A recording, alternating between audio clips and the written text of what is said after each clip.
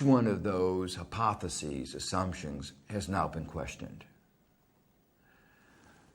Trade liberalization has not led to more trade for many of the developing countries, or at least not substantially more trade. And the reason is that there are a host of other barriers. And some of these barriers are really so large that the reduction of the tariffs is insignificant. If you don't have ports, eliminating a tariff doesn't allow you to export. If you don't have the roads to bring your products to the market, eliminating tariffs doesn't allow you to export. If you don't have anything to sell, what are sometimes called supply constraints, then eliminating tariffs doesn't help. Moreover, too often the advanced industrial countries have been very clever. As they've reduced tariff barriers, they've increased non-tariff barriers.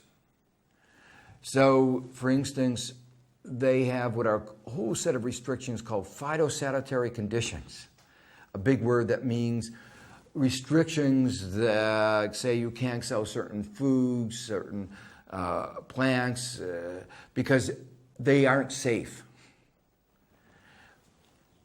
If they were really designed, if they were really, of course, if they were really doing what they were supposed to do, that wouldn't be a source of complaint.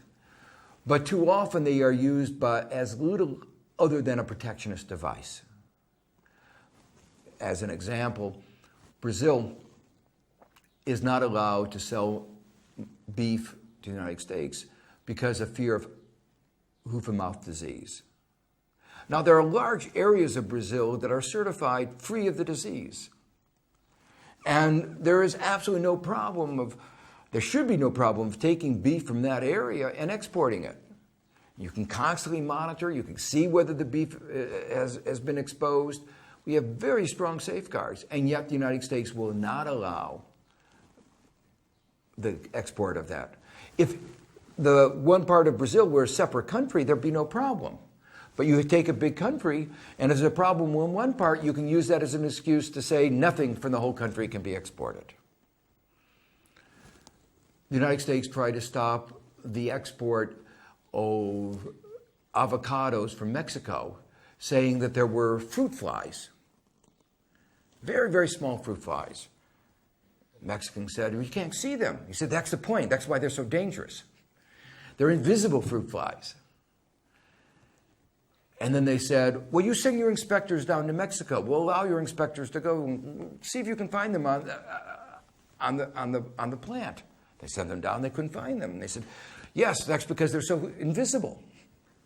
Finally, they proposed, "We'll only allow," the Mexicans said, "just allow us to bring them into Boston in the middle of winter." The theory was that you would have them in the cargo of a plane, you open up the cargo door, the cold New England air would freeze any invisible fruit fly, instantly killing it. No danger to the California avocado producers. Again, the United States said no. I wondered why, and then I figured out the reason. There is one day in January when Americans eat more avocados than in all the rest of Europe put together, on Super Bowl Sunday, when for 4 hours, Americans eat guacamole, the most important ingredient of which is avocado, nonstop for 4 hours as they watch this football game. So that was why it was so important to the California avocado growers. Eventually, there was talk of maybe there were invisible fruit flies in American corn, and maybe Mexico might stop allowing American corn to go in the United States into Mexico because of these fruit flies, and eventually an agreement was reached. But this illustrates how these phytosanitary conditions can be used as a trade barrier, and a very effective one at that. Billions of dollars of exports from the developing countries are kept out of the advanced industrial countries because of this. And the stories like this can be told over and over again. So in many respects, it's not a conflict between the advanced industrial countries and the developing countries. It's a conflict between corporate interests, special interests, and the well-being of people all over the world. Well, we can see this democratic deficit in a number of ways. One aspect of it is that the voting rights in these international institutions do not accord in any way with our commonly accepted principles of democracy. I know of no democracy where rich people, say like George Soros, can get billions of dollars, or Bill Gates can get billions of votes simply because they have billions of dollars. We believe in the principle of one person, one vote. And yet, in the IMF and the World Bank, voting isn't proportional to the wealth of the country. And not even the income of the country as of today. The income of the country, to a large extent, at the end of World War II, when these institutions were created, with some adjustments since then. So countries like China, which have been growing for 25, 30 years, are vastly underrepresented in the voting rights that they have. That's only one of the problems. Another problem is that those who represent the country tend to come from particular interest groups. So, for instance, the IMF makes decisions that affect every aspect of society in the developing countries. They don't have a very big effect on the advanced industrial countries in the United States and France and Britain. But in the developing countries, they tend to really shape every aspect of economic policy. And yet, the people who shape those policies, the governance, the decision makers, are the finance ministers and the central bank governors. They, quite naturally, reflect the interests and perspectives of financial markets. They don't worry about jobs. They don't worry about growth. They worry about inflation. They worry about inflation because when inflation goes up, the value of bonds goes down. And so bondholders lose. And so they reflect the interest of bondholders more than of society in general. They may think of themselves as doing what is best for the country, but their mindset is very much what is best for Wall Street is best for the country. It's not actually true. And the result of that is the policies that they have pushed have not been, in general, best either for the developing countries or for the developed countries.